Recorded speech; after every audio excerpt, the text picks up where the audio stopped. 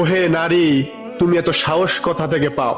রমজান মাসে বেপর্দা ভাবে পর্দার বিধানকে তোয়াক্কা করে অশ্লীল অঙ্গি ভঙ্গিতে তুমি টিকটক ভিডিও বানাও, আবার সেই সব ভিডিও সোশ্যাল মিডিয়ায় টিকটক ও ফেসবুকে রিলে ছাড়ো। তোমার কি মৃত্যুর ভয় নেই? তোমার কি জাহান্নামের ভয় নেই? তুমি কি ওই হাদিসটি শুনোনি? রাসূল পাক করিম সাল্লাল্লাহু আলাইহি ওয়াসাল্লাম বলেছেন, আমি জাহান্নামে গিয়ে দেখি পুরুষের তুলনায় নারীরাই বেশি জাহান্নামে প্রবেশ করবে। ও জাহান্নামে যাওয়ার প্রধান একটি কারণ হচ্ছে নারীরা বেপর্দা ও অশ্লীলতার কারণে তারা বেশি জাহান্নামে যাবে। ও তার বেপর্দার কারণে নারীদেরকে জাহান্নামে একটি বিশেষ শাস্তি প্রদান করা হবে। এই কথা যখন প্রিয় নবীজির কন্যা শুনলেন, তখন আলীকে বললেন, হে আমার স্বামী, আপনি আমার কাছে ওয়াদা করেন, আমি যেন মৃত্যুর পর আপনি আমাকে যেন রাতে দাফন করেন, কোনো বেগুনা পুরুষ যেন আমাকে না দেখে। 1400 খ্রিস্টাব্দ বছর আগে সাহাবীদের স্ত্রীদেরকেও চেহারা দেখা তো